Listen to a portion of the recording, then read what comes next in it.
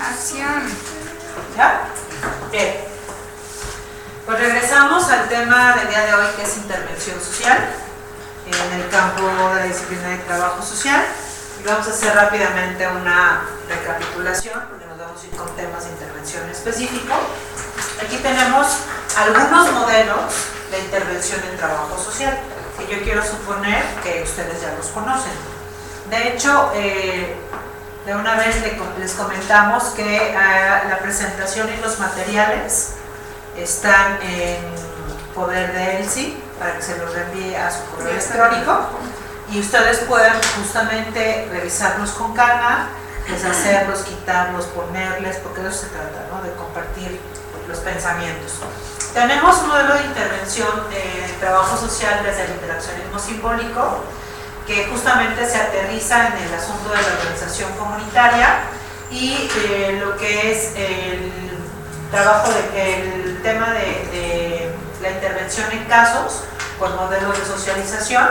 El casework es un modelo de intervención en trabajo social que tiene mucha referencia en el trabajo social en Estados Unidos. Es de verdad, ahí podemos encontrar, sobre todo en la Universidad de Texas, tenemos una colega que también conoce muy bien al maestro y evangelista, que ha hecho, digamos, intervenciones muy interesantes, ha estado por acá con nosotros en algunos congresos internacionales. Su nombre es Teresa Early, la pueden buscar así en redes sociales y abrevar un poco más sobre el casework. Tenemos también el tema de un modelo de intervención social, como nos decían por acá, que algunas de ustedes utilizan todo lo que es la psicología social, sin ahondar tanto en el asunto del psicoanálisis, aunque es una vertiente del modelo de atención. Para eso se requiere, después de la licenciatura, tener una especialización en psicología o en modelos de intervención para poder entender la metodología y aprender el conjunto de herramientas y técnicas que se tienen que utilizar.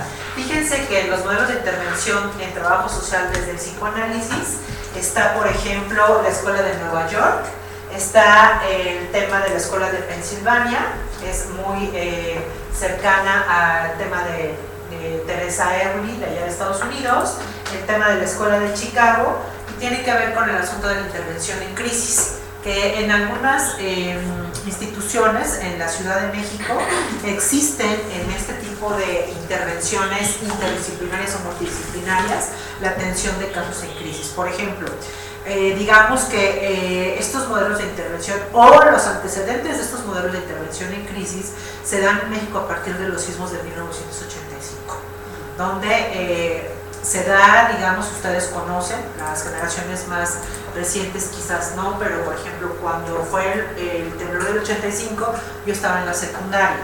¿Tú dónde estabas, Francisco? Yo estaba terminando la carrera de trabajo social. ¿En dónde?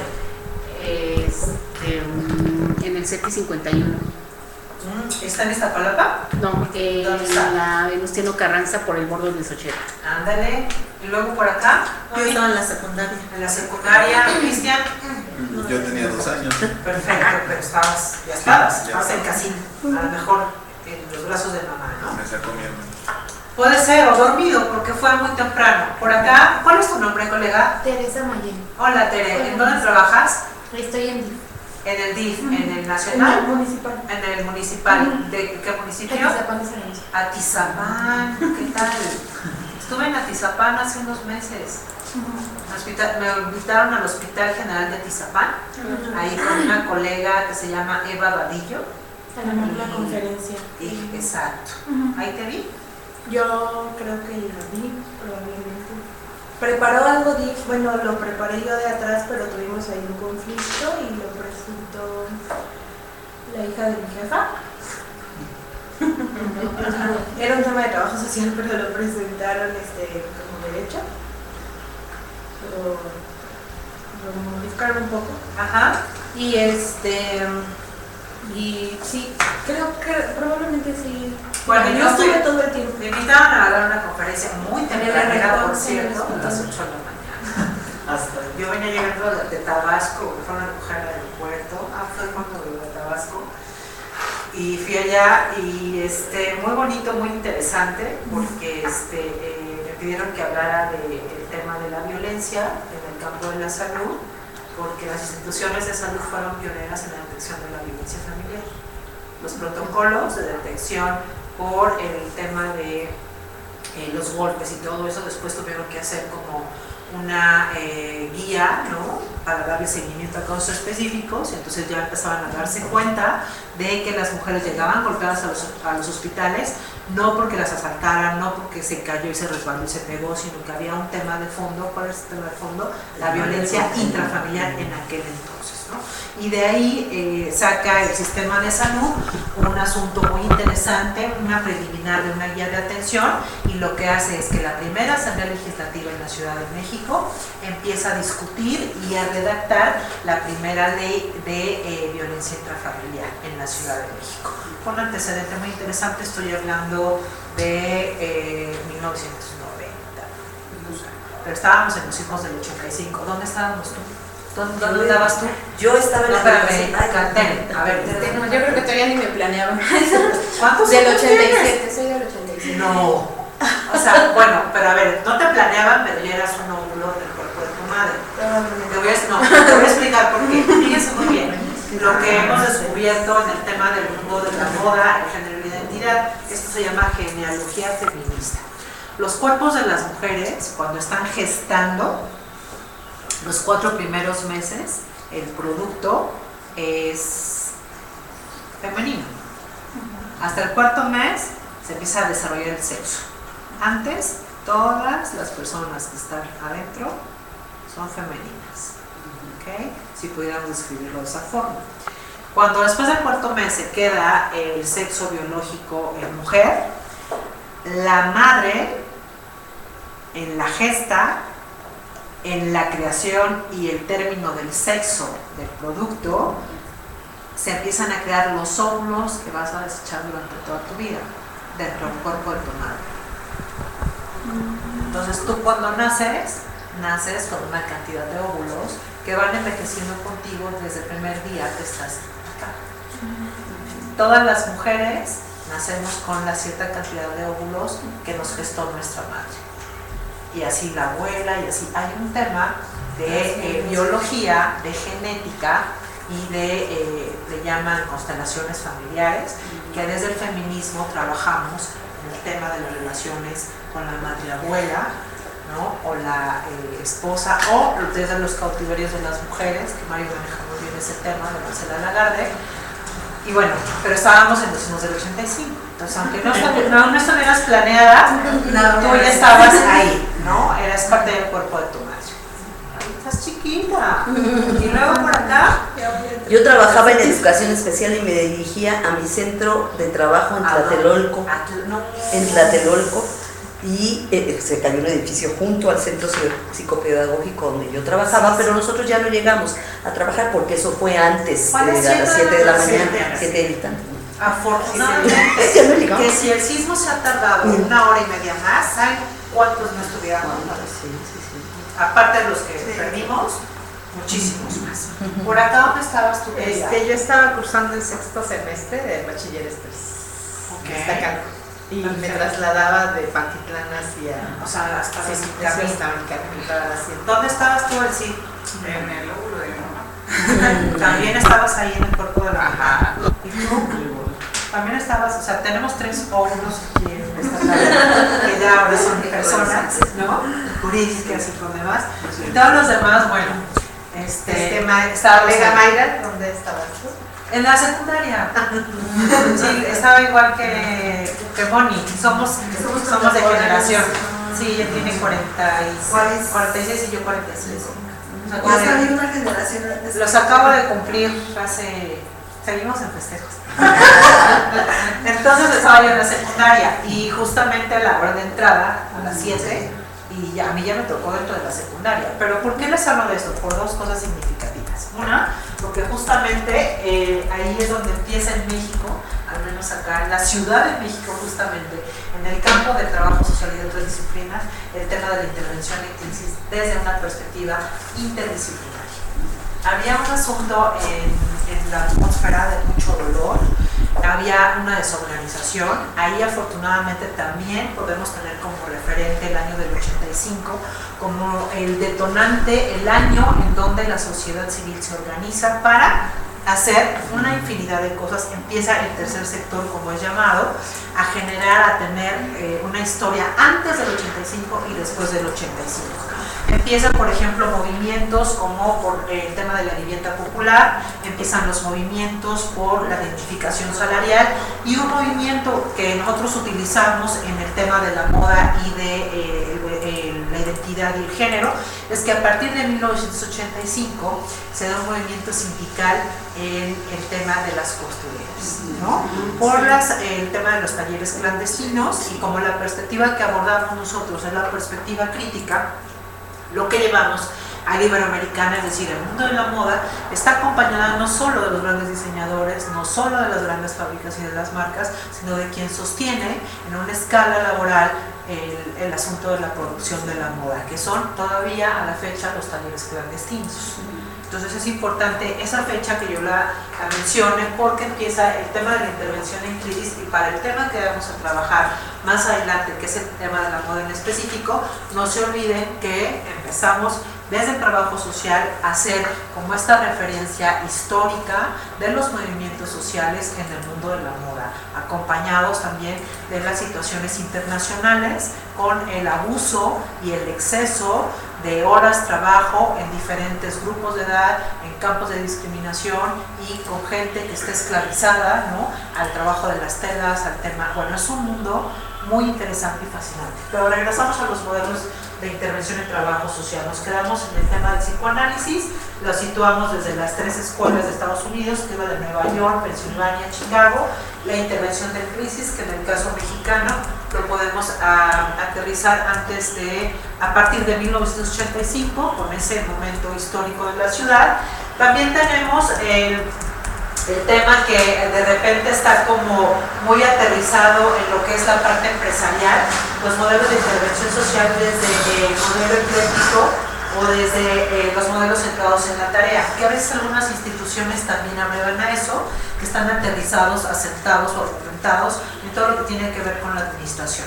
Recuerden que en la carrera de trabajo social vemos por ahí algunas cosas de administración y que tienen que ver con procesos de control, con procesos de organización, que nos llevan como a tener claridad sobre a dónde queremos llegar y cuál es un proceso, ¿no?, inmediato en este tema. Los de provisión social, los conductores cognitivos, que son, digamos, están muy aterrizados en el campo de la educación, ¿no?, sobre todo en la educación especial. El enfoque sistémico, que es lo de la cuestión familiar que vimos hace ratito, ¿se acuerdan? Los tipos de familia. Y vimos también este tema del enfoque sistémico también se puede ver en redes comunitarias. Para el caso de los peritajes, también estos modelos de intervención funcionan mucho, porque los aterrizamos desde las personas, los grupos a los que pertenecen, luego el efecto que tienen en un campo más amplio, que es lo social o lo comunitario o el territorio.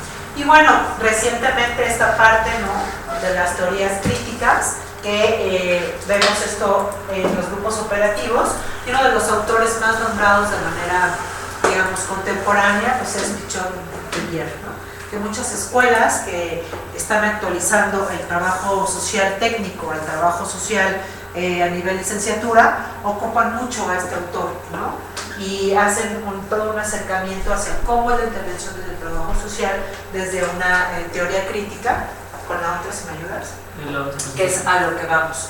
Ajá. Bien, no, la Coahuila 2015. Y aquí les voy a hacer un repaso general a lo que hemos visto hasta el momento, para que Mario entre con el tema de la intervención del trabajo social o de las ciencias sociales desde la perspectiva de género. Bueno, aquí la que sigue. Aquí les hablamos un poco hace rato del enfoque multi, pluri, inter o transdisciplinario. Aquí con las gráficas, con esto que tengo aquí, creo que va a quedar un poquito más claro. ¿Se acuerdan que hablábamos de un trabajo social, al menos el que estamos presentando acá, desde un enfoque interdisciplinario?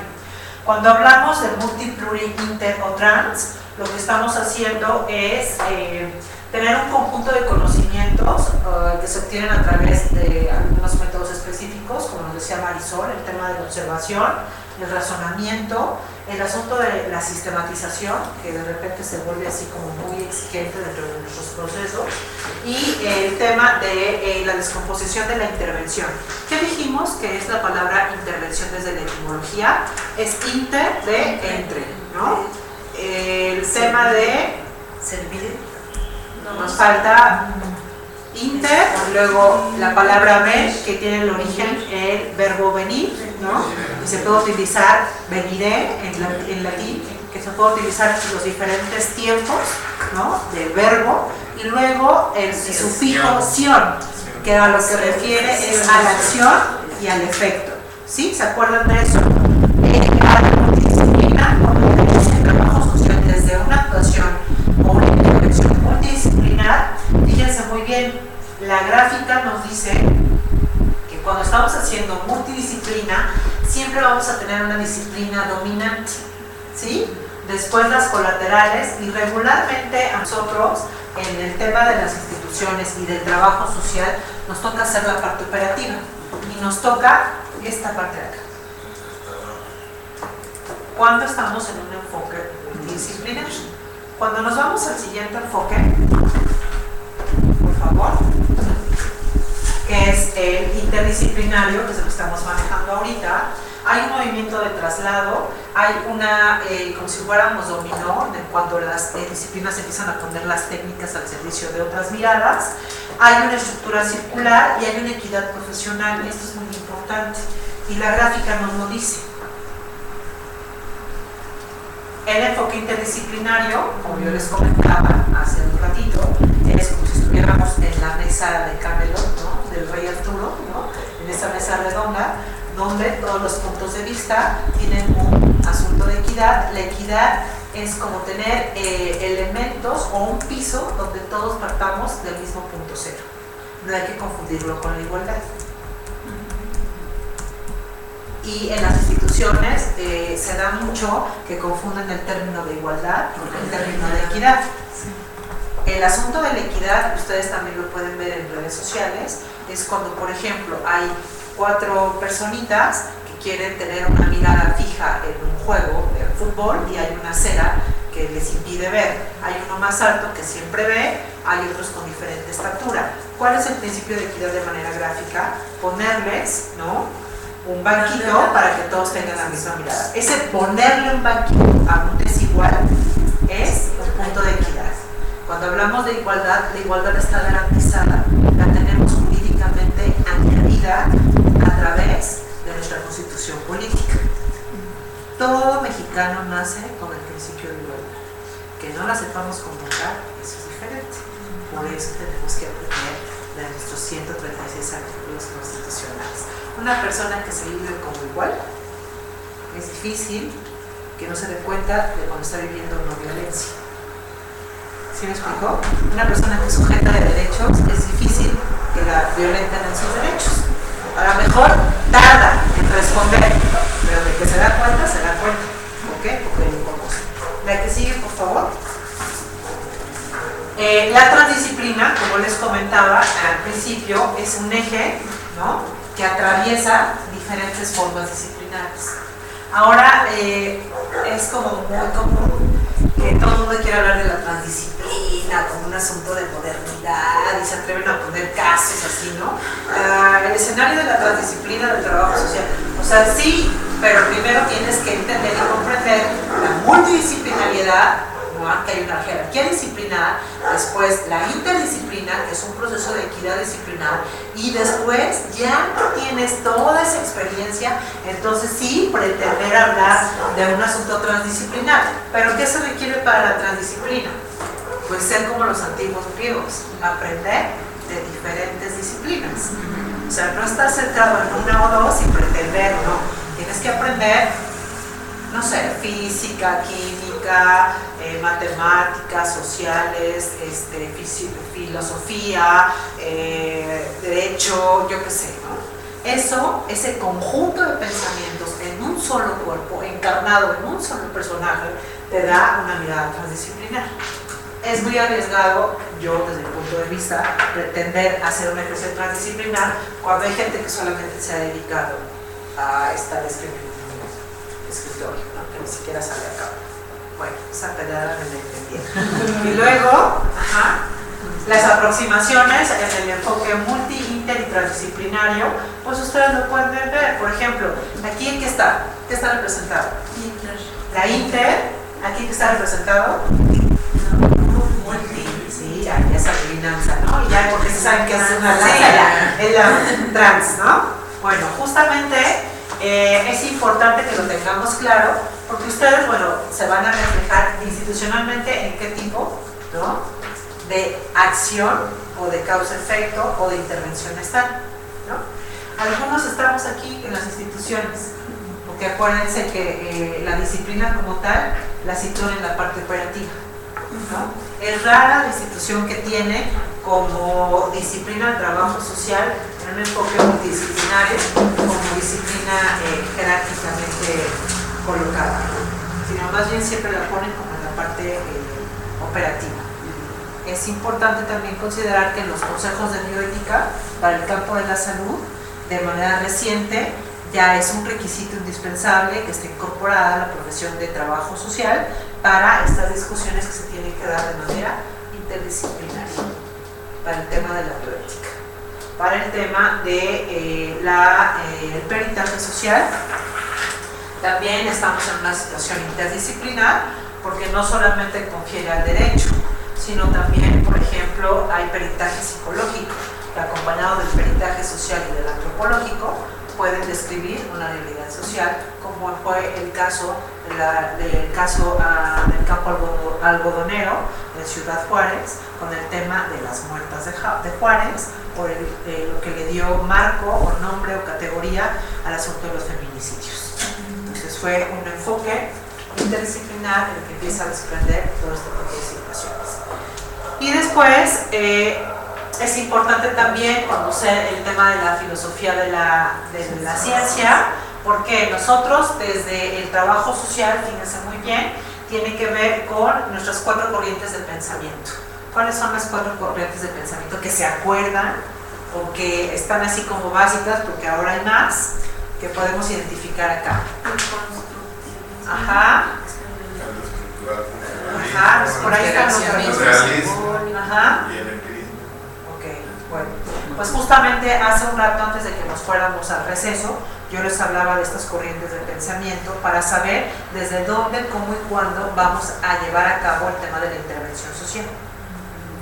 O sea, no solamente es hacer por hacer, me gana el corazón y yo voy a hacer, ay, sí, pobrecito, ¿no? Ese tema, ese tipo de trabajo social se dio en los inicios de la disciplina. ¿Por qué? Porque tiene sus orígenes el trabajo social como que en este tema de el amor al prójimo, la ayuda al otro, que concebido desde un asunto filosófico es todo un acto desafiante, pero tergiversado en un asunto de la ayuda por ayudar, o sea, nos cambia todo el asunto y nos hace tener un distanciamiento con la ciencia, con el asunto que nos dijo acá nuestro amigo sociólogo de ser cientistas sociales. Si vamos a ser damas de la caridad, está muy bien, de verdad, y es un asunto filantrópico, pero no tiene nada que ver con el asunto filosófico del trabajo social. Cuando hablamos de la filosofía del trabajo social, estamos hablando no de una filosofía pasiva, sino de activa, porque tenemos un campo de intervención que es lo social, y en donde lo social están las personas. Y aquí lo podemos ver en la siguiente gráfica, porque hablamos de los contextos. Los modelos paternalistas intervencionistas todavía están de manera muy vigente. De hecho, podríamos pensar que en el Plan Nacional de Desarrollo, a través de las secretarías a nivel federal, podemos encontrar en el desarrollo de sus actividades modelos de asistencialismo todavía o de rehabilitación, que son los que están en la Secretaría de Salud, en Medio Ambiente, están en Zagarpa, están en el tema de la educación, aunque ya tenemos un modelo nuevo educativo, pero el sistema asistencialista ahí está. ¿Y a dónde vamos? Se supone que al menos el plan de la Ciudad de México, que es un poco más avanzado, tiene una perspectiva un poco más contemporánea, tiene situados sus modelos sociales en modelos participativos inclusivos. La ciudad incluyente, ahora en diciembre, saca un aviso de la Ciudad de México para certificarse como ciudad amigable en dos contextos específicos. Uno, con la comunidad LGBTTIQ, que es la comunidad de lesbianas, de lésbico, gay, transexual, no, esto es muy importante. LGBTTIQ.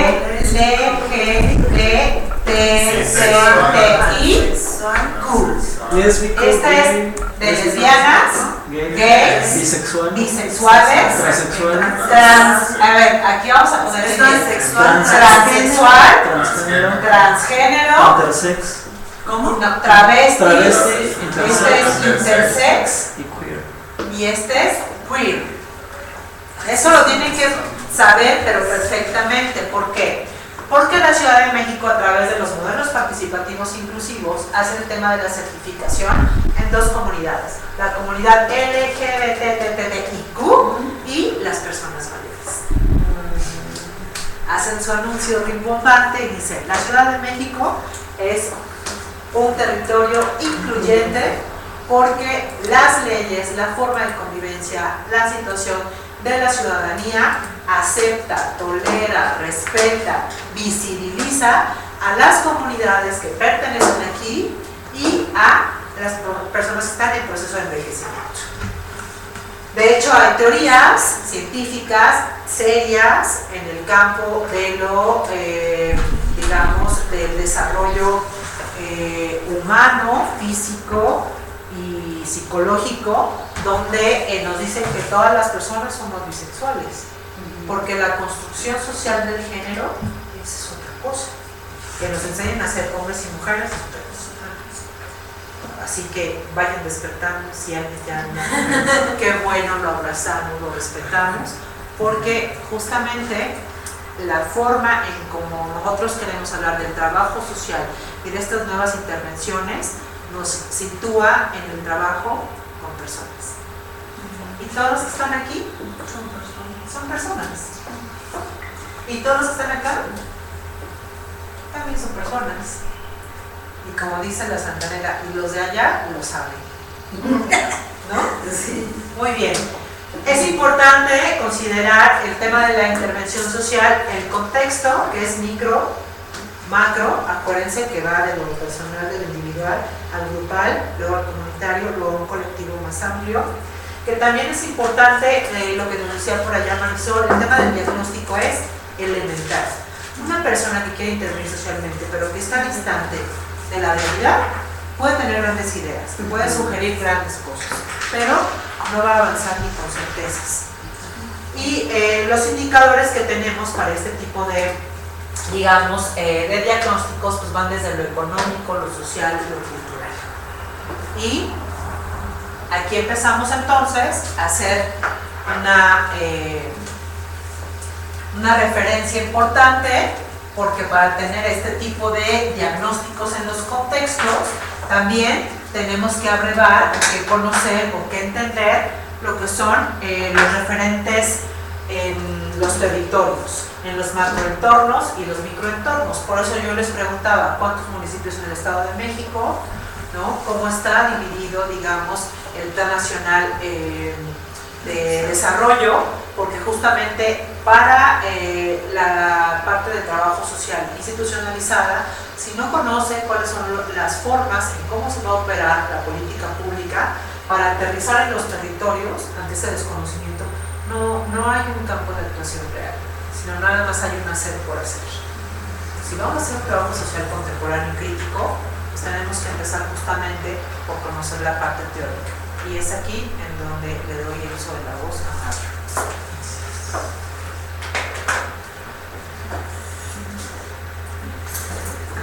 Mario y sus ventanas. Vean sus películas.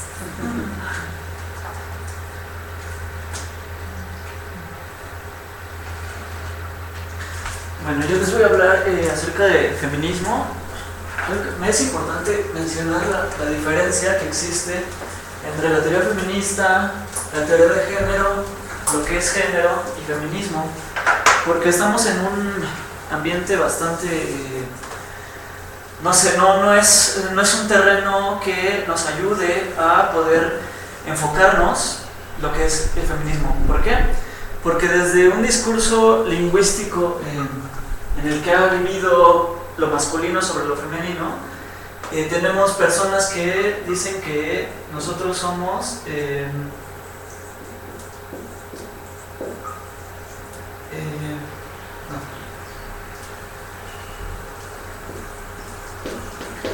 feminazis.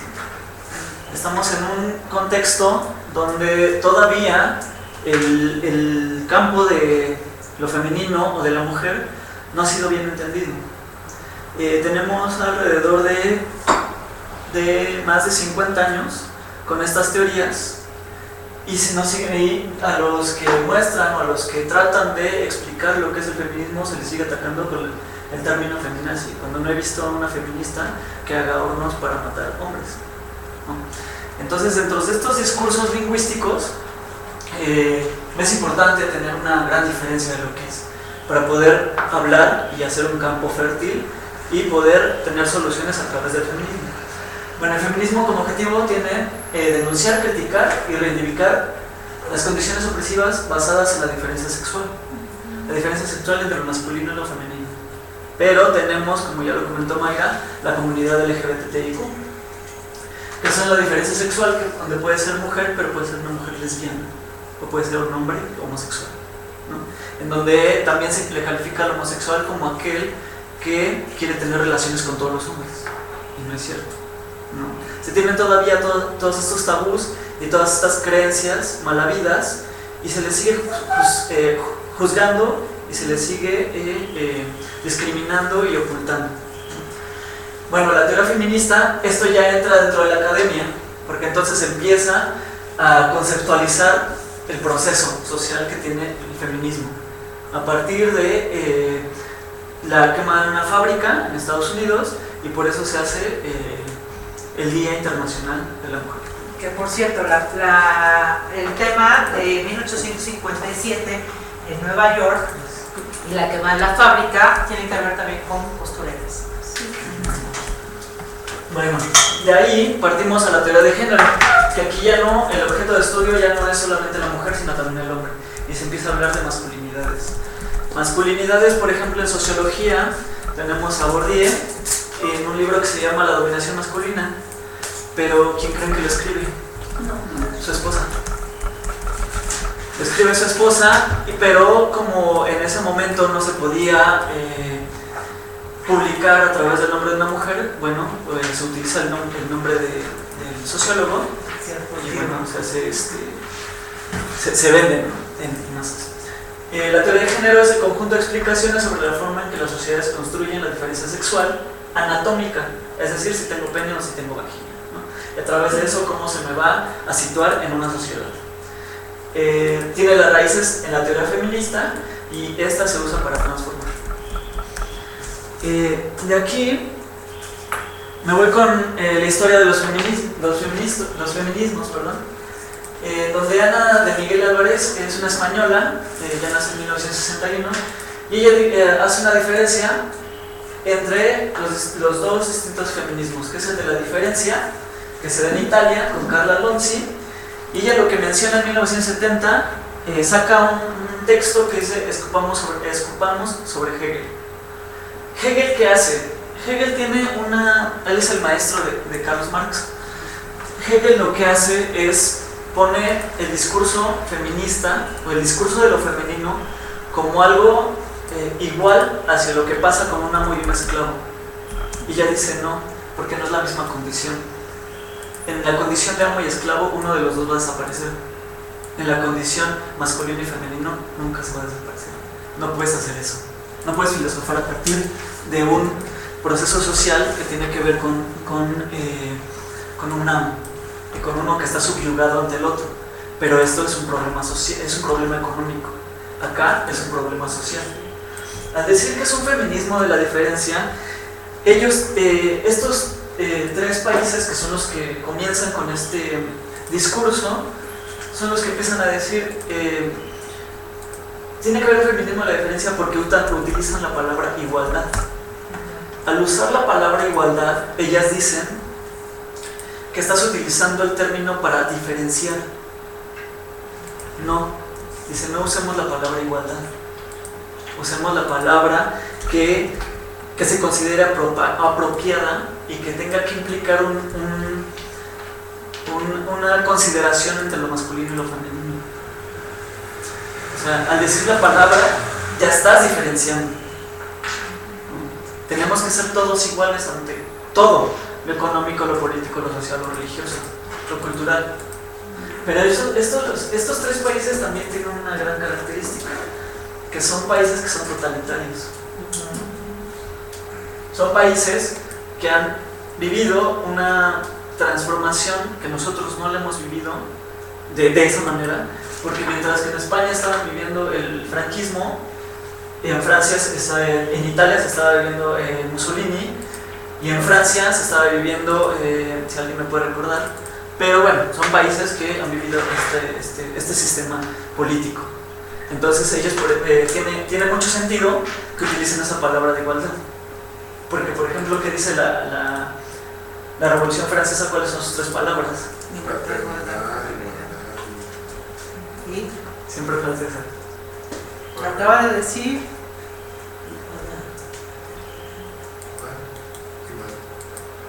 ¿qué le dicen tan crédito? No, igualdad. Igualdad, fraternidad Y la otra, Libertad. libertad. Recuerden esa parte. Entonces, bueno, Pero dicen fue en que- los 70s, ¿verdad? O sea, en esos tres países. Sí, por eso ella empieza a partir, bueno, ella nace en 1961, pero ella empieza a teorizar a partir de eso. Ajá. No en los 70s, porque tendría 10 años, entonces como en los 80s, 90s, 80s. Bueno, ella empieza a teorizar y empieza a ver este sistema social que empieza a ver y empieza a decir, no, o sea, la igualdad. Aparte, es fraternidad, también otro discurso lingüístico. ¿A qué se refiere lo fraterno? Eso es entre hombres. Hasta ese momento no existía el derecho de la mujer, existía el derecho del hombre. De hecho, la misma Revolución Francesa y la Declaración Francesa dice fraternidad Entre los hombres, jamás refiere a las mujeres. La primera que refiere a las mujeres, ¿quién es? A ver, ahí hay que poner una parte muy interesante. ¿Por qué estamos hablando de este tema del asunto de la intervención social? Porque es importante que ustedes tengan elementos y argumentos para diferenciar el asunto de la intervención con personas. Y los orígenes están cercanos a una intervención social desde la perspectiva de género. Género que tiene una fundamentación en los feminismos. Cuando nos referimos a este tema de la Revolución Francesa, se hace la primera Carta de Derechos del Hombre, que después es la Carta de Derechos Humanos, que a la fecha conocemos a nivel internacional.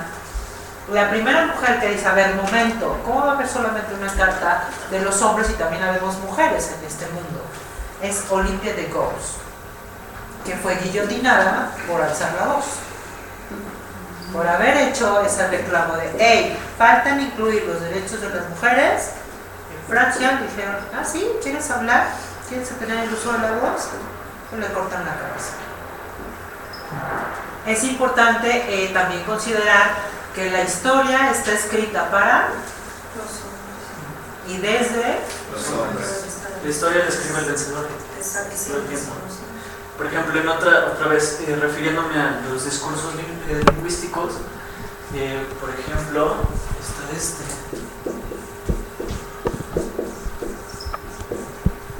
¿Qué quiere decir esto?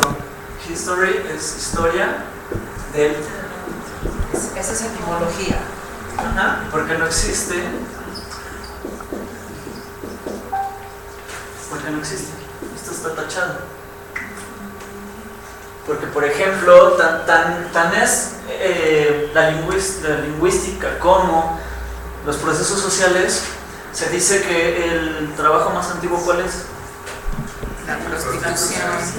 Error, porque mientras los hombres se iban a cazar animales, la mujer se quedaba a cultivar granos, que hacía agricultura. Entonces no me digan que el primer empleo es la prostitución. ¿Qué nos llevamos hoy? Que el primer empleo para las mujeres, ¿qué es? La agricultura. Cuando eso lo utilicemos como parte de nuestro trabajo con grupos o en plática, es que en la profesión de las mujeres es ser putas, ¿no? Porque así está, no, espérate, maestro, espérate. Se ve un gran desconocimiento de la historia en ti. ¿Por qué? Porque las mujeres nos dedicamos a la agricultura, cuando tú ibas a pelearte con otras bestias. ¿Sí me explico? Sí. Bueno, yo soy muy agresiva en ese tema, me apasiona, pero bueno, Mario, por eso Mario habla de él, porque él es más, yo soy muy desbordada en eso, muy formal. Y bueno, acá, bueno, sigo con Carla Lonzi, donde dice: el pensamiento del esclavo es el pensamiento del amo. Eso lo dice Hegel. Ese no es cierto. No puedes poner a la mujer, al hombre como el amo y a la mujer como el esclavo, porque eso no existe. Más bien está subyugada en diferentes términos, desde lo doméstico hasta lo laboral, lo cultural, lo religioso y lo político. Porque en lo político, por ejemplo, a la mujer tiene que estar en lo privado, la mujer no puede ser pública, ¿no? Los cargos públicos son para los hombres. En la política es el cargo que tiene más poder, en donde se encarna el poder, recurriendo a Foucault, donde más se interna el poder. ¿Y quién lo hace? El hombre, ¿no? Cuando lo hace una mujer, o queda ridiculizada por cómo se viste, o queda disminuida con la opinión pública. Yo tengo varios ejemplos ahí, bueno, no nos vayamos tan lejos, la que estaba contendiendo por Morena en el Estado de México, la maestra Delfina, bueno, le pedían que devolviera que eran 5,000 pesos, mientras que los de Baja California estaban vendiendo terrenos en más de 1,000,000 de pesos y nunca se le reclamó nada. O a Elvester, a ella siempre la critican por cómo se viste, pero no critican lo que hacía el gobernador de Veracruz cuando compró más de 200 pares de zapatos. O sea, a la mujer se le ridiculiza cuando está en el poder. Bueno, nos vamos después con Francia. Aquí está Lacan. Bueno, él es psicoanalista y él empieza a ver a la mujer como el otro. Es decir, ya ver a la mujer como otro individuo y no como parte de nuestra familia, como la costilla de como la costilla, exacto, sino verla como un otro. De hecho, Simone de Beauvoir saca el otro sexo a partir de Sartre, su esposo, donde en una plática le dice: oye, tú eres el otro sexo, ¿no? No estamos hablando en psicoanálisis de una sola persona, estamos hablando de dos personas distintas, ¿no? Una mujer es muy distinta a lo que es un hombre, ¿no? Bueno, Lacan empieza con eso y bueno, también critica la visión de la igualdad, es decir, no están de acuerdo con este pensamiento de la palabra, de lo que significa la igualdad. En Francia también sale esta chica, se llama Irigaray. No, ella es francesa, perdón. Lucy Irigaray. Lucy. Es Luce, ¿no? Ajá, así. Lucy Irigaray. Ella critica la cultura patriarcal monosexuada, que ha sido central del pensamiento, que es monosexuado, que solamente se fijan en el hombre, ¿no? Que todo gira alrededor del hombre y del sexo del hombre. Es decir, es incluir a la mujer, ¿no? Pero desde otra vez el tema de la diferencia, o sea, de la igualdad. O sea, ya no se usa esa palabra, más bien todos estamos permeados por el mismo sistema y somos sujetos, no somos ni hombre ni mujer. Y esto lo viene a retomar después el feminismo, el tecnofeminismo, que después se los voy a explicar. Bueno, después de esto, tengo los otros feminismos, que es el feminismo de la igualdad. Aquí sí lo incluye, pero el que me voy a centrar es en el marxista, ya que ahí está Engels, que es compañero de Marx y de hecho es su seguidor, y Elizaretsky, que es ya uno de los últimos marxistas que existieron, y que bueno, para Engels, él escribe un texto que se llama... ¿Sí lo conocen? Lo vemos en trabajo social mucho. Origen de la familia, la propiedad privada y el Estado. Excelente, colega. Muy bien, ya no te Bueno, en el origen de la familia, él reconocía la posición de inferioridad de la mujer y la atribuía a la institución de la propiedad privada. ¿Qué pasa? Él lo que ve es que a través de la propiedad privada, la mujer va a empezar a trabajar. Entonces dice, la mujer se emancipa. Entonces va a empezar a trabajar y va a empezar a hacer el trabajo. El trabajo se divide, ¿no? Empieza a ser la mujer trabajadora. Entonces, surge el feminismo sufragista a partir de aquí. Que las sufragistas, en lo general, pues son las que dan el voto. Ellas dicen, sí tiene razón Engels, se va a separar este rollo de la mujer va a ir a trabajar, pero no se ha dado cuenta, y siendo marxista, que existen mujeres burguesas y mujeres proletarias. Bien. ¿Qué van a hacer las mujeres burguesas? Lo que van a hacer es quedarse en la casa. ¿Qué van a hacer? Ser mantenidas por el dueño de la casa. Ellas van a ser parte de su propiedad, aquí viene la propiedad privada. El hombre se va a hacer cargo ya no solamente de los bienes como es el hogar, sino también de los hijos, hasta del perro. Mientras que la proletaria que va a hacer va a salir a trabajar, va a empezar a ganar dinero, ¿no? Pero la mujer burguesa requiere que sea enclaustrada, requiere que sea monógama. Son los requisitos, ¿eh? Por si ustedes quieren ser burguesas. A ver, los monógamas tienen que estar encerradas en su casa, no sé qué hacen aquí, si su intención está allá. Tienen que dar herencia. Aparte, tienen que Ah, dar dote. hijos. Si no tienen dote y no tienen Exacto. hijos, no sirven para ser mujeres. Y bueno, la mujer burguesa hasta eso se convirtió hasta las mujeres que están ahorita en provincia, ¿no? Hay unas mujeres que todavía siguen haciendo eso. Y no necesariamente tienen que ser burguesas, ¿no? Mientras que la mujer proletaria Ajá. era la no oprimida. Bueno, no todas. El sistema económico nos sigue oprimiendo, ¿no? Porque no había propiedad. Porque no somos de nadie, ¿no? Exacto. No tenía Qué nada. bueno. Y No, pero no tenemos dueño. sí. Estamos sueltitas ahí, como dicen las abuelas. Ah, no, me suelta, amiguita. ¿No? A su corral. Pero sí tenían mano de obra sumisa. Es decir, cuando regresaban a trabajar tenían que tener todo listo para el hombre. Cuarta, triple, quinta temporada. Y que hasta nuestros días, o sea, te estoy diciendo, somos muy rebeldes, pero seguimos lavando trastes. Pero regrésate de donde estás. Bueno, esto quiere decir que el capitalismo, porque el sistema económico quería decir que iba a emancipar a estas dos personas.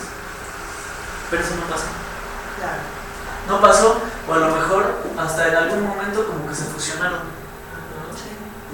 Porque ya no existe ni la burguesía, empieza ya a no haber burguesía y empieza el proletariado a empezar a subir, ¿no?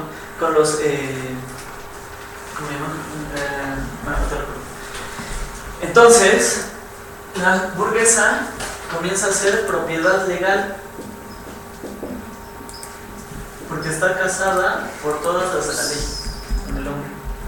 Es propiedad legal, mientras que la proletaria Es víctima del amor romántico. sí. Ahora vamos a hablar de Entonces, vamos a vivir juntos en lo que nos entendemos. Hasta que la muerte nos después de 8 hijos ya no se me pasa. Entonces, ¿qué querías con la burguesa? ¿Riqueza? Ajá. Esas O son la las mujeres que proletaria. atendemos, en nuestras instituciones. Ajá. Entonces, con las burguesas, ¿qué querías? ¿Riqueza o querías ser proletaria y querías ver o querías pobreza? Tenías de dos. Eso es lo que ve el feminismo marxista, ¿no? Bueno, pasando a esto, medio siglo después, que lo demuestra Engels, sale Eli, y no Eli evangelista, sino Zaleski. Otro maestro. Exacto. Otro maestro. Exacto. Bueno, él dice que el capital lo que ha hecho es separar el hogar, la familia y la vida personal. Es decir, él empieza a hablar de un sexismo. Es decir, la mujer o se concentra en la casa o se concentra en el hogar. ¿Cómo? La casa En la casa o en el trabajo, en lo laboral o en la vida hogareña. Lo privado o lo público. Ahí Ajá. empieza. Sí, sí, Pero sí. ajá, exacto. O sea, te vas a lo público o a lo privado, ¿no?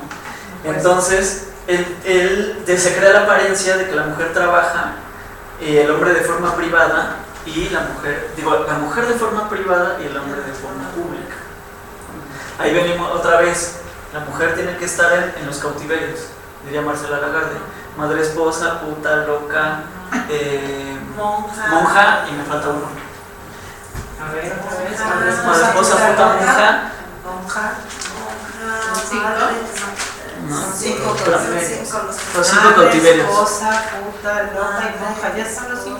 Ahí está. Madre esposa. No, es que madre esposa viene junto. Es que Madre es esposa, madre, esposa, Madre monja, esposa, puta y loca. puta, loca y monja. Presa. Claro. Madre esposa, puta, monja, presa, loca. ¿No? O sea, la mujer tiene 5 Está opciones. bueno, ¿eh? No, pues cualquiera dice. Lean a Marcela Lagarde, es su tesis doctoral. Sí, dime. Por acá nos pregunta Ok. que si puedes aclarar la diferencia entre feminismo y feminista de nuevo. Feminismo y feminista. Ajá. No, feminismo y feminista será. No, bueno, feminismo y feminista. O sea, el feminismo es lo correcto. Bueno, contéstales a la cámara. Otra vez. Exacto. El feminismo. ¿Quién pregunta? Nos pregunta Reina desde Torreón. Ah, es lo que quiere decir feminismo y teoría feminista. Ajá. Ajá. Ah, bueno. Bueno, ¿me pueden aclarar la diferencia entre feminismo y feminista? Esta diferencia. Ok, la diferencia es el feminismo tiene como objetivo denunciar, criticar y tiene la reivindicación de condiciones opresivas basadas en la diferencia sexual. Es decir, aquí se está hablando de hombre y mujer. Acá es la elaboración conceptual, es el trabajo académico para poder explicar estos procesos y estos problemas que existen de lo masculino sobre lo femenino. Así es. Es decir, el feminismo es una corriente de pensamiento, política y de movimientos sociales que no nace en este siglo, nace en el siglo XIV con Paulin de la Barre y con una serie de escritores que lo que hacían era justamente denunciar, criticar la situación de la diferencia sexual en lo social. Para la teoría feminista ese es el campo académico, porque se empieza a teorizar, se le empieza a dar una categoría, un proceso, un método, una forma de cómo explicar los hechos contextualizados de las diferencias entre los sexos. Un análisis. Entonces esto lo podemos identificar la teoría feminista a partir de 1960, 68 y después van a teniendo como una serie de modificaciones y de corrientes de pensamiento hasta la fecha, de que no solamente se puede hablar de un solo feminismo, sino el feminismo tiene diferentes corrientes de pensamiento. Ya Mario nos decía que está el feminismo de la igualdad, el feminismo de la diferencia, el feminismo radical, el feminismo que tiene que ver con el sufragismo, porque son movimientos sociales que hacen como un momento de ruptura en la presencia de esta desigualdad que hay en lo que tiene que ver la organización social hacia los hombres y la organización social en el campo de las mujeres. Lo que hace es un conjunto de personas que se manifiestan contra estas diferencias, tienen una serie de detonantes, es decir, para el movimiento sufragista, ¿qué hacen las mujeres sufragistas? Salen a la calle, las más radicales, rompen vitrinas, tienen, por ejemplo, periódicos clandestinos, utilizan bombas, hacen huelgas de hambre, las encarcelan, las hacen comer a fuerza, les quitan la patria potestad de sus hijos, las castigan, algunas hasta las matan, tienen atentados contra sus personas, y ese movimiento sufragista no empieza en un lugar en específico, sino son corrientes de movimientos sociales que se detonan, por ejemplo, en Europa, y luego van bajando a Norteamérica y luego a Latinoamérica. De hecho, cuando está el movimiento sufragista digamos, en Europa, en Norteamérica apenas están dando el tema de las colonias que están aterrizando en Estados Unidos, están apenas como redactando cuáles pueden ser, digamos, como las normas jurídicas de su constitución, que por cierto es una de las más avanzadas en cuanto a derechos humanos, pero que actualmente está siendo vulnerada, ¿no? Entonces el feminismo es una corriente de pensamiento y de movimientos sociales. La teoría feminista es cuando ya se utiliza el método, cuando se utiliza la multidisciplina, la interdisciplina, la unidisciplina, la transdisciplina para describir la situación, la condición, no solamente de las mujeres, de las personas. Porque el feminismo lo que hace es evidenciar, criticar que hay una serie de condiciones opresivas basadas en estas diferencias. Y también la teoría feminista empieza a desmenuzar un origen de la palabra, Mario, que es el patriarcado.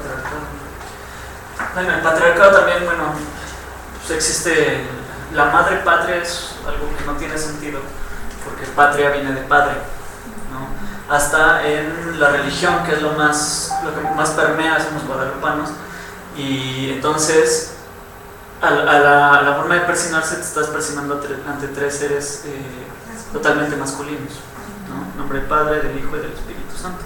Son personajes masculinos. Por ejemplo, acabo de decir patria potestad. Cuando se la dan a una mujer, ¿cómo se llama? No tiene. Sigue esa opresión lingüística todavía, ¿no? ¿Qué más? El patriarcado, sí, patriarcado. Bueno, todas estas que empiezan con patria, o sea, siguen siendo como del padre, ¿no? Y siguen aterrizando todavía y permeando el lenguaje español. Bueno, seguía con el libro. Espero que le hayamos aclarado su sí, reina. Mándale saludos. Bueno, antes tengo acá, como ejemplo nada más, el radical es Emma Goldman, ella lo empieza, anarquismo, en donde el anarquismo es ni Dios, ni amo, ni Estado, y ella dice, mi esposo, se me olvidó, ¿cómo es? Ni esposo ni patrón. Mi esposo ni patrón. Busquen, googleen a Emma Goldman, fue la mujer más temida en un momento histórico, porque era una filósofa anarquista. El anarquismo, ¿qué quiere decir? Estás saliendo de todas las reglas, eres una persona que rompe con todo lo que está establecido. Entonces Emma Goldman no era una persona común, era una persona altamente letrada, que lo que escribía y lo que decía hacía que temblara, bueno, cualquier persona. Entonces es una representante del feminismo radical cultural, que lo que hace justamente es marcar, ¿no?, un momento histórico del desarrollo de los feminismos, el antes y el después.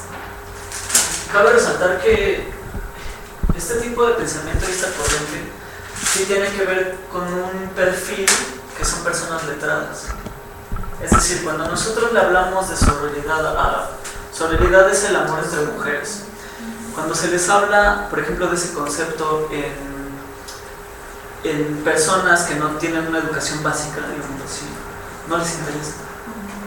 Se tiene que tener que contextualizar a la persona para poder intervenir y poder enseñar y poder divulgar el pensamiento feminista. Claro, y no hay que confundir una palabra que es solidaridad con sororidad. Sororo, su origen etimológico de sorora, es hermana en italiano. Y es el feminismo italiano el que empieza a describir que la sororidad entre mujeres es un acto similar y diferente al acto de la fraternidad entre hombres. Los hombres son fraternos, las mujeres somos sororas, ¿no? Ese es el, digamos, en el lenguaje es como el equivalente. Tú eres fraterno, perfecto. Yo soy sorora. Entre mis pares, que son las mujeres, tengo actos de sororidad. Y tú, entre los hombres, tienes actos de fraternidad. En el tema de la solidaridad, es una palabra que ha sido mal utilizada con modelos económicos en el ámbito del gobierno mexicano, porque en pro de la solidaridad se le han quitado 3 ceros a nuestra moneda, se cometieron los delitos electorales más terribles de la historia, y ahora esa palabra de solidaridad con todos sus programas viene a tener, fíjense, el origen de solidaridad, ahora hace poco era progresa y ahora es prospera.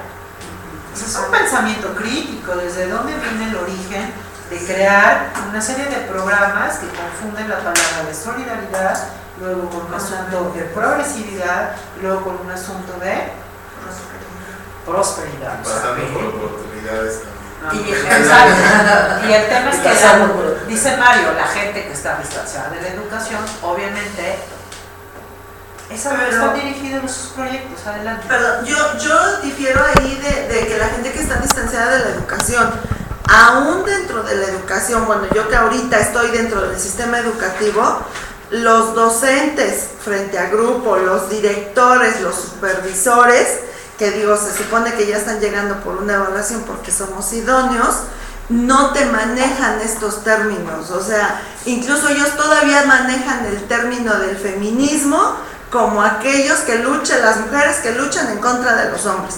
O sea, no es realmente yo creo que ahí no es una falta de educación, es una falta de actualización y de la cultura de leer. Yo siempre discuto en los consejos técnicos, bueno, ¿qué queremos? ¿Fomentar la lectura, el hábito de la lectura, o que los niños lean bien? Porque seamos honestos, ¿cuántos de nosotros maestros leemos?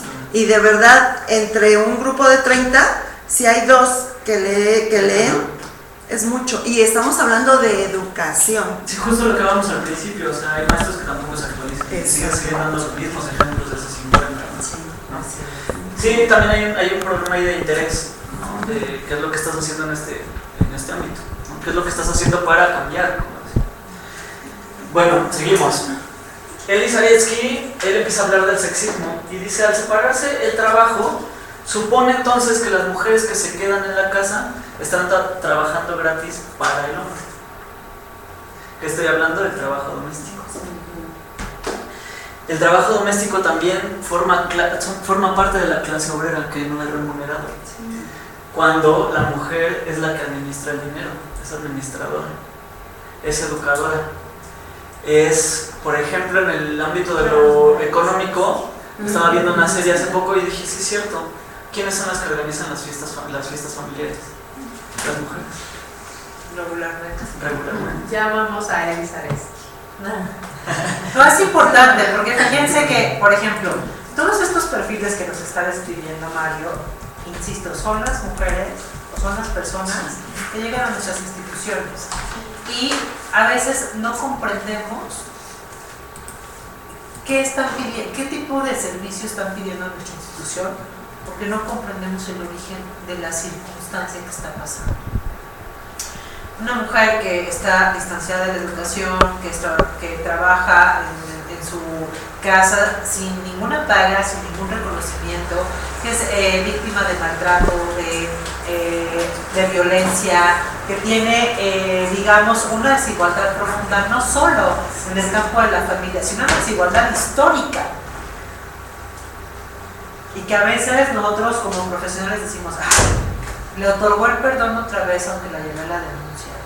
Que hay un fondo, hay una historia, no somos seres ahistóricos, somos históricos y tenemos que entender y comprender desde nuestra disciplina que hablar, por ejemplo, de una mujer o de una persona, un adolescente de 17 años que va por su segundo embarazo, tiene un fondo estructural, duro, violento, crudo. ¿Qué tipo de alternativas le puedo yo presentar a ese sujeto histórico si no conozco todos estos elementos que no son de ahora, sino que me sirven de análisis y referencia para diseñar una buena estrategia de intervención? Y de aquí parto entonces para hablar entonces del trabajo doméstico, pero ¿cómo el trabajo doméstico se convierte en eso? También hay que empezar a vislumbrar esto. Heidi Hartman saca un texto que se llama Matrimonio mal avenido hacia una unión más progresiva entre marxismo y feminismo. Ella empieza a hablar sobre que hay una relación hombre-mujer en el patriarcado. ¿Qué pasa? El matrimonio es un vínculo, es el primer vínculo de nosotros, los seres, entre el Estado y la sociedad. O sea, es un contrato. Es un contrato. Pueden buscar un matrimonio mal avenido en Google y van a descargar la lectura. Está muy interesante. Y habla entonces, este vínculo lo que convierte al hombre en el dueño, ya lo había dicho, de bienes. Y no solo bienes materiales, sino son los hijos, perros, la casa, el carro, la economía. O sea, se empieza a hacer posesión de todo eso. Mientras que la mujer sigue estando ante el sometimiento, ¿no? Ese es el matrimonio, eso es lo que significa para Hedy Hartman en ese momento. Pero ¿cómo logra esto el hombre? A través de algo que dice Cerati, algo que llaman amor. Este amor romántico. Donde dice Marcela Lagarde que hay un fuerte interés sobre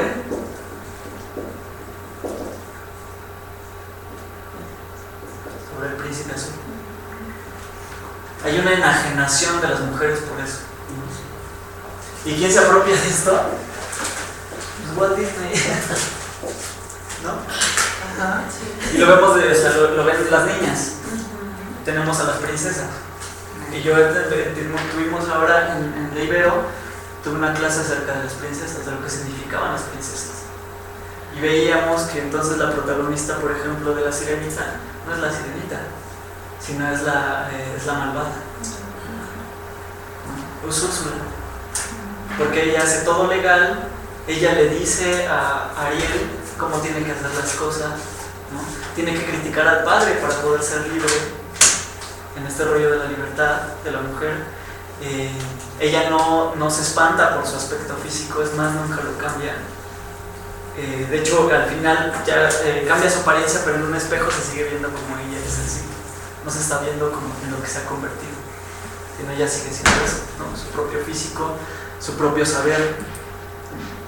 Y bueno, veíamos también otras princesas que, por ejemplo, en esto pues ya entraba el trabajo doméstico, y pues aquí está Cenicienta.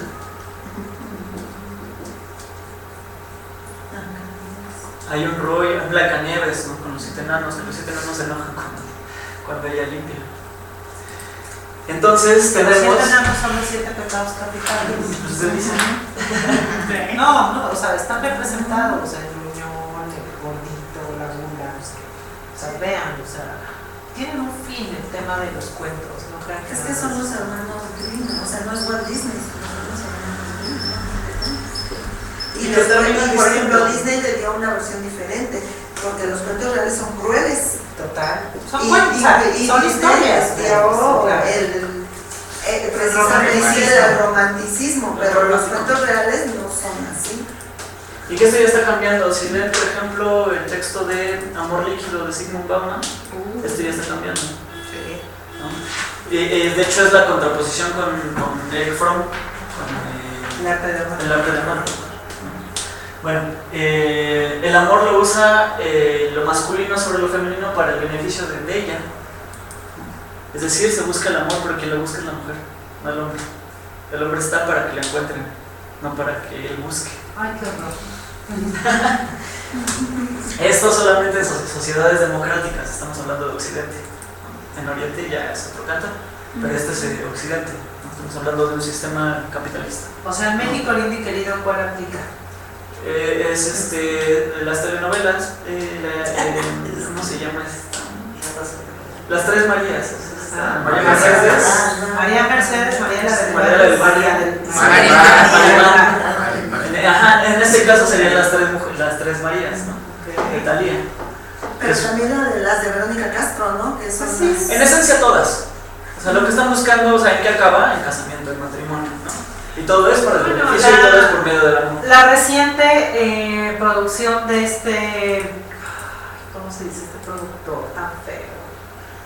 Esto no, Osorio. Vean la novela que está sacando, yo la estoy viendo para audiencias críticas. Y es esa historia. ¿Pero cuál? La última, la de la familia, de mi novio tiene familia. La de ahorita, la que está ahorita.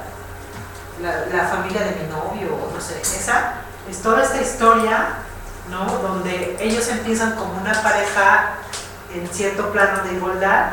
O sea, no van al matrimonio, viven juntos, están viajando en el mundo, cada quien tiene su rol independiente de trabajo, pero viven en pareja. Y se empieza a descomponer todo cuando él conoce a su familia, porque su mamá y su abuela le empiezan a decir: estás viviendo en pecado, tienes que casarte, ya le están organizando la boda. Vean la novela con un ejercicio así crítico y dense cuenta de cómo también la presión social del entorno, del contexto, tanto para hombres como para mujeres, es muy fuerte, porque no es fácil ser proveedor. O sea, un hombre que nace aquí en México y que quiera ser proveedor, así, dueño de bienes, hijos, perros, casa, digo, o está metido en un trabajo de 24 por 48, pues casi no ves, o está metido en el asunto de delincuencia organizada, porque el salario mexicano no alcanza para tener a tu mujer ahí en su casita, y aparte ser el dueño de la casa y que tus hijos vivan bien, y que etcétera, etcétera. Y es un asunto de modelo económico, ¿no? Eso es lo que tenemos que considerar. Una intervención social en las personas, en las familias, en el individual, siendo personas, mujeres, hombres, o con cualquier tipo de contexto, tenemos que identificar estas diferencias sociales que tienen una argumentación histórica.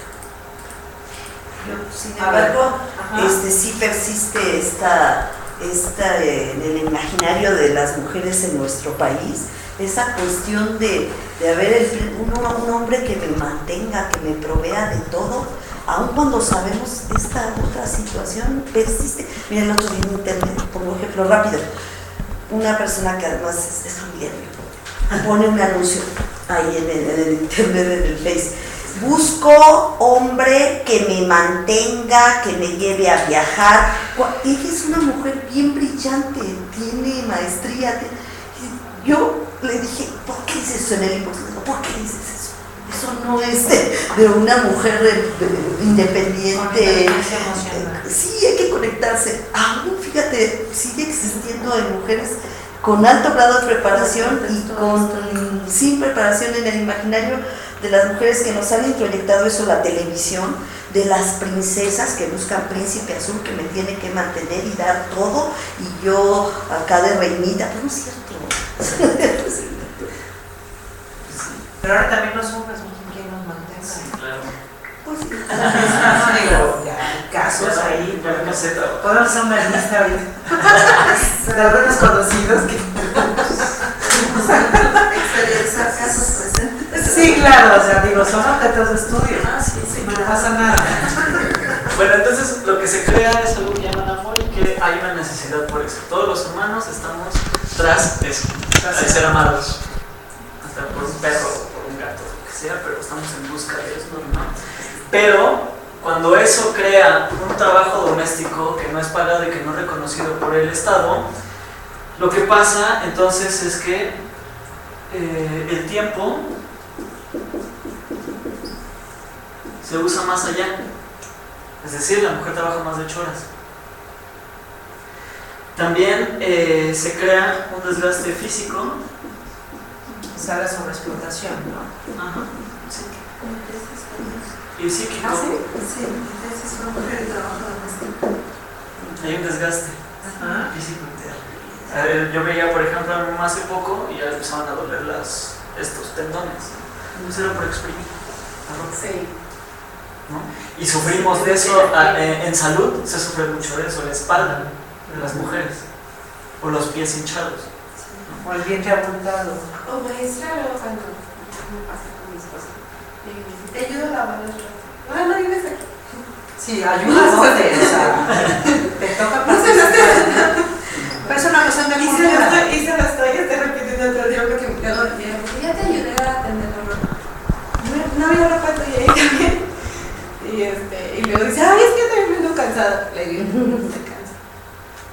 todos nos casamos, pero todo constante se lo digo, ¿no? Pero estoy estudiando la carrera y ahí le comentaba el otro día a una maestra y dice, ay, pero qué manía esa tuya, pues llega cansado el pobre, pues ya déjalo. No, trabaja todos los días, maestra. Claro, pues si no, todos pues, los días. hay que pagarle a alguien para que lo haga. Claro. Porque cuando tú le tocas el dinero a alguien, hombre o mujer, o sea, a ver, momento, ¿no? O sea, espérame tantito, ¿cómo que me vas a cobrar 300 pesos por tenerme limpia la casa? O sea, espérame. Claro, una trabajadora doméstica actualmente no te cobra menos de 250 y no creas que va 8 horas, 4 y si bien te va y te cobra 250 pesos. Aparte, alguien que te planche, aparte alguien que lave, aparte. Entonces, todo eso es lo que hay que ir haciendo visible. ¿Por qué? Porque justamente ese tema del trabajo doméstico empieza a crear un tema de desigualdad. Y esa desigualdad nos llega al campo de las instituciones.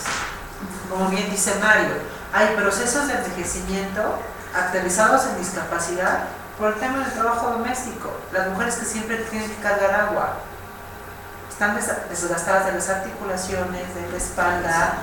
Las mujeres que están un ratito frente a la estufa y luego a la lavadora, todo el enfriamiento que tienen en la parte baja, ¿no?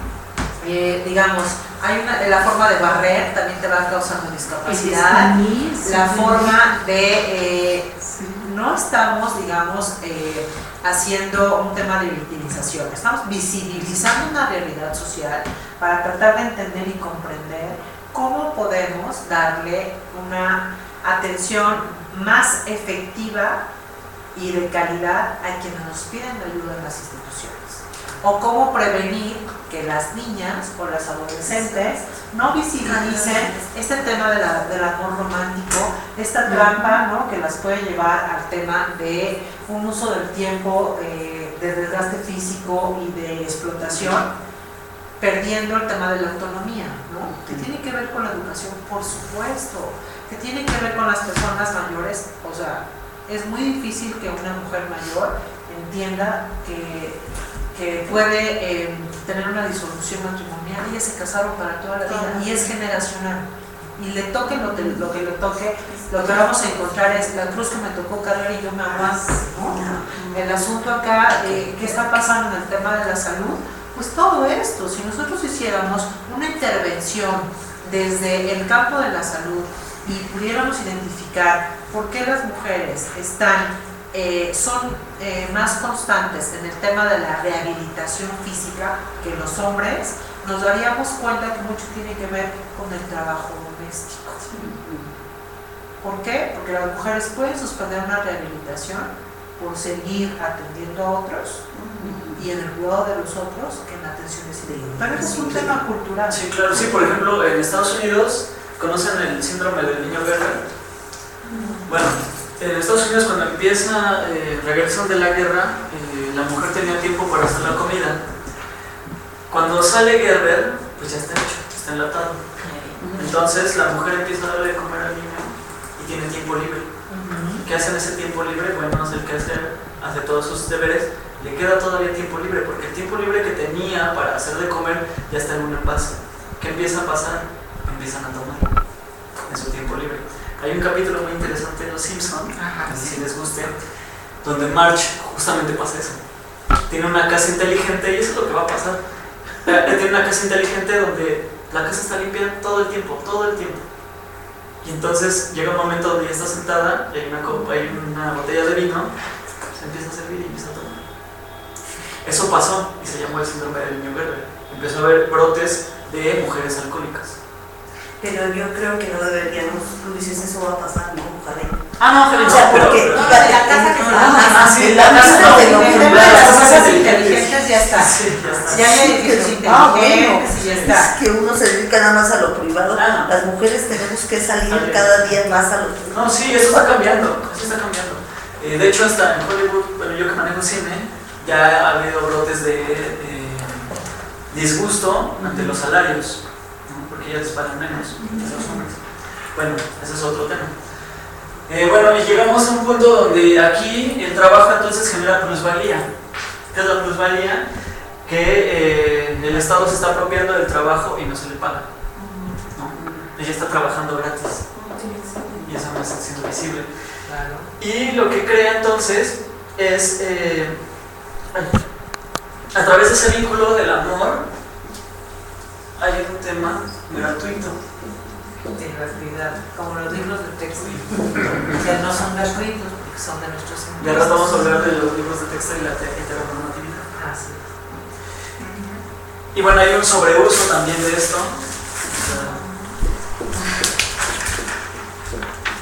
Y no reconocido. Otra vez la mujer queda cautiva, ¿no? A través de su trabajo, como hija Marcela Lagarde, otra vez queda cautiva.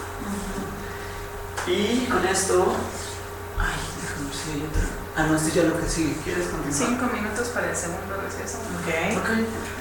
¿Por qué no me porque sí, necesito que me redondes con la guía de la ya sé, sí. Esto es muy importante que lo tomen en cuenta. Es una guía que sale en 1953. Recuerden que veníamos en la humanidad de un momento muy doloroso. Veníamos de la Segunda Guerra Mundial, ¿no?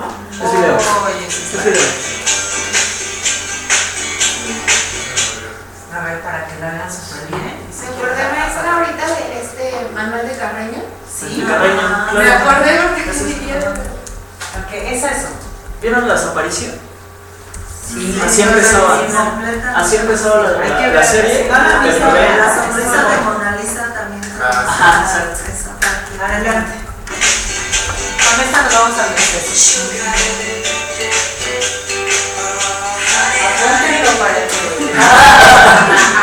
Por favor, hay que aprender a buscar mayor. A todas las que nos siguen en distancia, por favor apúntenlo, porque es parte del amor romántico. Una de tus obligaciones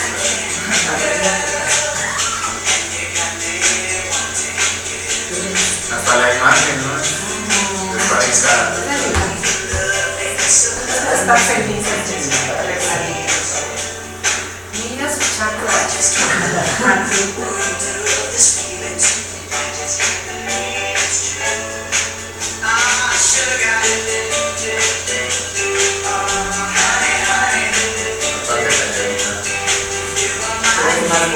De las redes sociales, el consejo de la familia.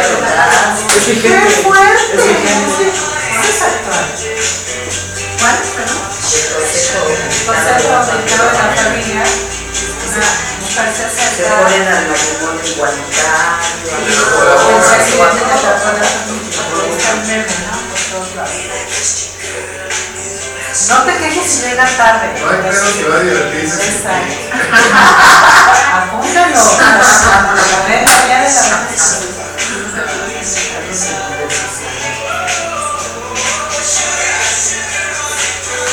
Bueno, quiero decirles que esta guía se les repartía a todas las mujeres en los centros comerciales y que de hecho las primeras escuelas para las mujeres a nivel técnico basaban sus materias en este tipo de guías. O sea que es una realidad que apenas estamos desmontando, que en 1953 tiene menos de 100 años y para otro comentario que ojalá les duela, les incomode y les provoque, es que por ejemplo hace año y medio Raquel Vigorra, una extranjera que es actriz cubana, aquí en México, saca ya un libro retomando esta guía de la buena esposa para disminuir los divorcios, ¿no? Entonces es un contraataque del patriarcado, de un sistema que avala que las mujeres no tenemos otra opción más que ser la buena esposa. Todas las que no somos buenas esposas, pues entonces quiere decir que no somos mujeres o que somos brujas. Y lo que crea esto de la buena esposa, lo que crea y son malestares que se cree que no tiene el hombre, que son ansiedad y depresión. O sea, cuando los tiene un hombre son minimizados y son hasta feminizados cuando los tiene un hombre. Claro. Y esto es lo que crea. Y por eso les mencionaba el síndrome del niño Gerber, porque creaba ansiedad, alcoholismo y depresión. Pues que tengo entendido que antes había internados precisamente en los años 40 o 50. Sí. Mandaban a las adolescentes, no sé, para que fueran unas buenas esposas. Claro. ¿Y qué les enseñaban? A coser, a cocinar y Esto todo eso. tiene que ver, colegas, con la construcción social de género. Esto es construcción social de género. Esta es una realidad, esta es la división que todavía persiste en nuestro sistema y son las personas de carne y hueso que, insisto nuevamente, atendemos dentro de las instituciones.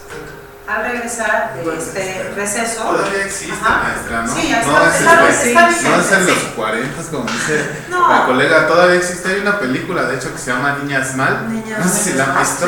Sí, claro. Bueno, voy a ver. Y es precisamente de eso, de una institución que enseña a las a ser buenas esposas, a las niñas bien. A ver, Es las universidades de paga Ajá. corren riesgo que está grabado, no importa. O sea, las grandes universidades de paga, las mujeres que la mayoría o un gran porcentaje que van a este tipo de instituciones van a relacionarse socialmente para terminar con buenos matrimonios.